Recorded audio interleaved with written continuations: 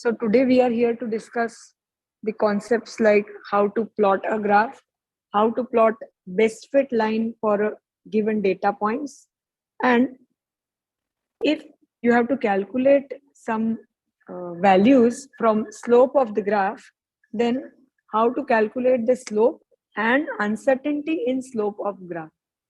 Now, for experiments, it's important that whenever we report any result, we report it with uncertainty. So you must have seen that whenever you are given data points in research papers, so let's say some parameter has been measured with, let's say, x is the quantity, then they will always give x plus minus delta x. What does that mean? That this delta x is the uncertainty in the measurement of x. It tells us about how confident we are about this value. So this delta x means that we are confident that our real or true value of the result x is within the range x minus delta x to x plus delta x. So this we are going to see with the help of one example. So one experiment that we have done is finding focal length of a lens. So let's say you found out the focal length of your lens to be 40 centimeter. So only writing 40 centimeter is not enough. You have to report that what is the range. So if I'm saying 40 centimeter plus minus 0.1 centimeter and another person is reporting 40 centimeter plus minus 10 centimeter. Now, obviously, you can see you will rely more on the reading taken on the left-hand side rather than the right-hand side, because the confidence in reading is more on the left-hand side as the true value is lying in the range 39.9 to 40.1. And in other case, the range is from 30 to 50. It's a very broad range. So it is very important to report how much plus minus we are sure about. Otherwise, there is no point in reporting the result. It will not be scientific to report only the X quantity. So for any experiment you do or any project you do specially, always remember to report this delta X that you measure. Now, there can be various ways to measure this uncertainty in measurement. If you are measuring values, in a tabular method, then there are various statistical means of measuring this delta X. But right now, what we are going to see is the method for measuring uncertainty in slope of the graph, because our focal length experiment involved measurement of focal length with the help of slope. So here we are going to see how to plot the graph, how to plot best fit line, and how to calculate slope and uncertainty in the slope. This focal length example I'm just taking because it's a very simple example, and when we are talking about plotting the graph, we have to have some data, but this technique is common for any kind of data. Our independent parameter, which was u, so we were trying to vary the object distance and trying to measure the v, which will give us sharp image on the screen. So you can see that there are 7 data points. X-axis is u and y-axis is 1 by m. Before plotting the graph, we need to look at our x range and y range.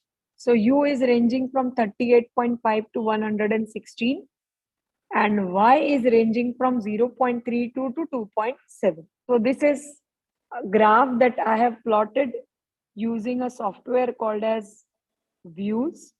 So this is one of the open source softwares for plotting the graph. I'll give you this link also. So you can see u is on x-axis, 1 by m is on y-axis, and our data is covering a good area in the graph. What do I mean by that? If you're plotting a graph where only this is my graph, done. Or only this is my graph. That means you're not utilizing entire area of the graph. So always have a spread, take data such that you will have spread of point. So this is my data. Now let's see what are some important things that you should remember while making graph. First point, for manual graph plotting, you have to use pencil only. Then your independent parameter always goes on x-axis and dependent always goes on y-axis. Independent means that is in our control, that we can change. For example, if you're doing temperature experiment and you are looking at some parameter which is varying with respect to temperature, then temperature will be independent. The phenomena which is, the parameter which is changing with respect to temperature will be dependent. But this temperature can become dependent also. How? Let's say, for example, I'm doing Newton's law of cooling and we are measuring fall in temperature with respect to time. Then with respect to what we are taking becomes independent. So then our time will be independent and temperature will become dependent. So it's not a thumb rule that what is independent can never become dependent. It depends solely on the kind of data that you are looking at. So for our experiment here, u, that is the object distance from the lens, is independent, and the magnification which is happening is the because of the property of the lens, which is our dependent parameter. So that is going on y-axis. Then you have to start, label the axis with units. So you can see magnification has no units. So I have not written any units. But u, which is the object distance, is measured in centimeters. Then you have to choose a range such that the data covers minimum 60 to 70% of the graph area. Here my graph is square in shape. If your graph is rectangular in shape, change the range accordingly so that you get good amount of coverage. Another question comes to our mind is whether to take 0 or not on the graph. If we are calculating intercept, then only you should start from 0, 0. Let's say if you are only measuring y-intercept, then y you can take a break or kink, and x you have to start from 0. If you are measuring intercept along x, then you have to start your y-axis from 0. If you are taking both intercept, then only you have to start from 0, 0 as origin. Otherwise, if you are only looking at the slope value, then you can take a break. But show that kink. You can see that the kink I have shown on x-axis, because my x is starting from some value. I guess this is 50. It is starting from 30, but my y-axis is starting from 0. So my origin, my starting point of graph is actually 30, 0 and not 0, 0. Then mention the scale that is chosen. That means 1 centimeter on the graph means what for your scale. For example, here, so you have to make either right hand side top or left hand side top wherever you have scope in the graph, and you define that for x-axis. Your 1 centimeter equals how much, and similarly for y-axis also write units there. Then in case of multiple data points, use separate symbols. So let's say you are doing a project for comparing focal lengths of different lens system, then you have to plot the graph of 3 lens in one graph. Then if you use same kind of symbol, then it might be little confusing. So let's say this, then in that case you have to define. So let's say I'm using triangle. So this triangle symbol is for one of the lens. Let's say lens 1, and this open circle red is for lens 2. Then you have to give legend. That means here you define that this is my lens 1, and let's say this red open circle was my lens 2. Okay, otherwise it becomes really confusing to know what is what. In this case, that is not the case because we are just having one type of data, but this is just something you should remember while plotting the graph. Then for calculation of slope, make the best fit line passing through the average of all the points. Here, many people have a common misconception that a line must pass through at least 3 point, 2 point, 5 point. You can have a condition where the line is passing through not even a single point, but still it's a best fit line. So it is not compulsory that anyhow you have to make it touching to point. It has to be average of all the points. Okay. So let us now discuss the next thing, how to plot the best fit line. For plotting the best fit line, we make two more lines. It is called as S, meaning slope. So you will have S max, S minimum, S maximum, and S best fit. We are going to make the best fit line with the help of minimum and maximum slope. I'll tell you how. But before doing that, one important step is to find the range center of the graph. Okay, it is very important. What is the range center? I'm not talking about center of the graph. I'm talking about center of the range that we have taken on X and Y. So in our case, X range center will be, our starting point is 38.5, 38.5 and 116. So plus 116 by 2. How much that will come? Let me do it. 38.5 plus 116. It's coming out to be 77.25. And our Y range center will be, we are starting from 0.32 to 2.7. So 0.32 to 2.7 divided by 2. We have to locate this point first on the graph, 1.51. Now, first we need to locate this point on the graph. You have to do it with a scale. For me, because this graph has little, weird axis, so it is little difficult. But if you are doing it manually, you will be easily able to locate the point. I will also do my best to figure it out. This is 60, so midpoint is 70. This is 75, 77. So it is somewhere here. Just marking it. Now I need to find out Y range center, which is 1.51. So that's second place of decimal. I will just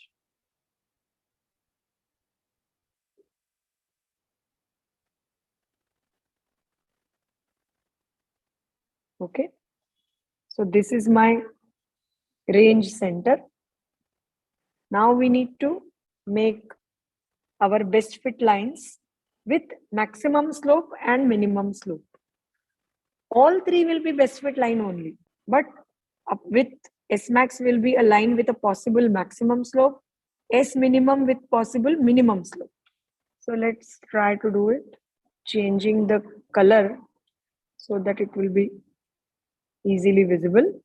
And now all these three lines that we are going to make have to pass through this range center. That's why range center is very, very important.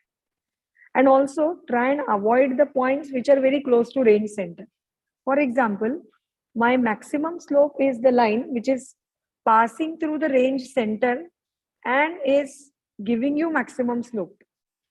If I try and join this with this line, or let's say I want to try and join this and this, it will make no sense. That's why the points which are coming very close to range center can be avoided. But you should never avoid the points which are coming very far from the range center. So let us try and make the maximum slope line. Here the kind of line that you are going to make, make dotted lines so that you can differentiate between the two type of line. One, the best fit is generally drawn as a solid line, and the Rest of the two are drawn as dotted lines. So now what I'm drawing is my S max. We have to plot it in such a manner that you cannot have any line which is having more slope than this. And the next will be the minimum slope line. Now you can see there is one point over here on the right hand side. So we have to take that into account. Okay, so this is your S slope, the line with minimum slope. This is your line with maximum slope. And you can see that other than the midpoint, there is no point which is going out. Now here we have really few data points, but you will understand this method better when you have a graph with larger number of data points, and you will see that, you know, S minimum and S maximum, this line encompasses all the points or most of the points on the line. Now, one more way to calculate our S best fit would be to calculate S max plus S minimum divided by 2. But when we plot it manually, it necessarily doesn't happen. But in some books, you will find this method also applied in order to calculate the S best fit. But I personally prefer making the best fit line. So let me do it. Now it is easier to make the best fit line because now we know what is the span of minimum and maximum line. So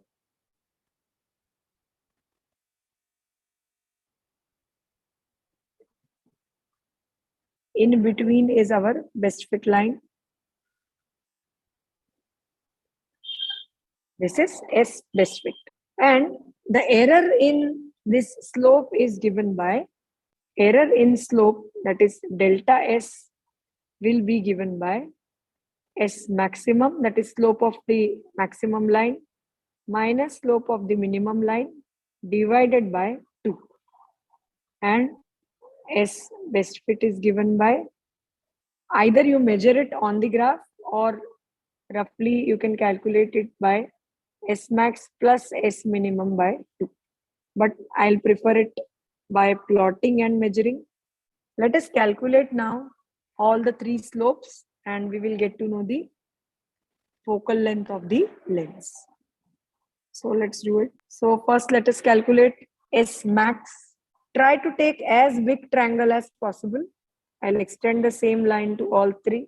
So these are our Y points. Now let us locate the X point and the X-axis value for all these three.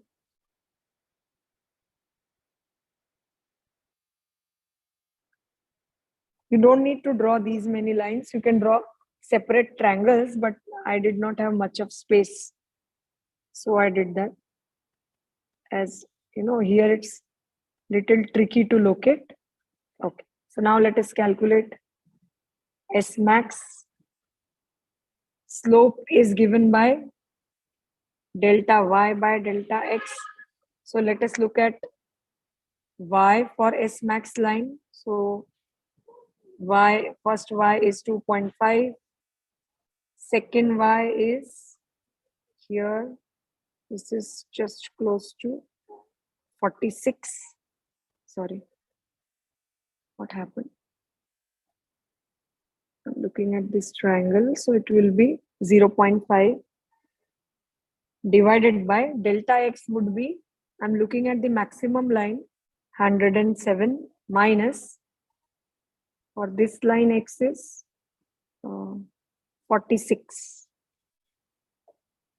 So our S max will be given by 2 divided by 61, 0.0327. Now S minimum is 2 divided by 89, which is 0.0224. Okay. Now let us calculate our last quantity, slope, main slope. This is given by our delta y is same 2.5 minus 0.5 divided by our delta x is minus 40, which will come 2 by 74, 0.0270. Okay. So this is how we have calculated our values. Our focal length is defined as inverse of slope, right? Is 1 upon slope. So let us calculate focal length. Get some room to write. Yeah. So focal length f will be equal to 1 upon 0.0270, which will come out to be, this we are calculating in centimeters, right? So it is 37.0 centimeters. And now we need to calculate the error in slope. So what was our error in slope?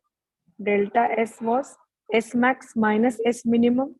So our S max is 0.0327 minus S minimum is 0.0224 divided by 2. So it will be, so the answer is coming out to be 005. This is our delta S. Now we need to see how the error in slope will propagate as error in focal length. We cannot say that directly, that error in slope is equal to error in focal length. For that, we need to look at the propagation equation. So let's say you have one quantity y, which is given as x to the power n, then error propagation equation states that error in y by y will be mod of n, and error in n by, sorry, I should not call it error. Error is the term that we use when we are aware of the true value.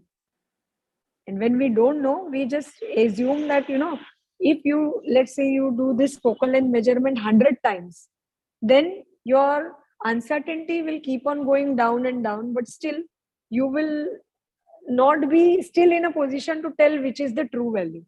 That's why, to be on the safer side, we should always use the term as uncertainty and not error. Error is the term that you use when you know that what is the correct value. Here we are making the measurement that it might be close to true value, but we don't know what is the true value. So uncertainty in y by y will be equal to mod of this power multiplied to uncertainty in x divided by x. So if I use the same equation here and write this in the form, my focal length is slope to the power minus 1. So I can write as uncertainty in focal length upon focal length is equal to mod of minus 1 multiplied to uncertainty in slope divided by slope. So how much this would be? We have all the values. So let us calculate. What we want to calculate is delta F. Delta F will be this mod of minus 1 is 1. So gone. Delta S multiplied to F upon S. Now our focal length is already 1 by S. So your delta F will be delta S upon S square, since F is 1 by S. So let us substitute and calculate delta F. Our delta S is 0.005 divided by S is, here S means S best fit, 0.0270 square. This will give us delta F equal to, so if you do the same plotting of best fit one more time, you might get different value, because this best fit lines we are plotting, right? So the value might vary. So it's coming out to be 6.85 centimeter. So this way we can report our result of the experiment as 37 plus minus 6.85. So Our result is 37 plus minus 6.85. This is from the graph. Okay. So that's it about how to plot the graph, how to calculate error in slope, and we also saw how the error in slope will propagate in error in focal length.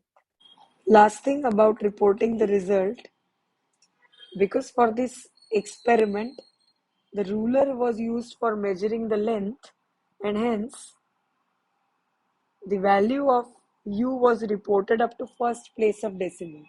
Hence, our result must be reported only till first place. So our answer will become 37.0 plus minus 6.9 centimeters. Thank you.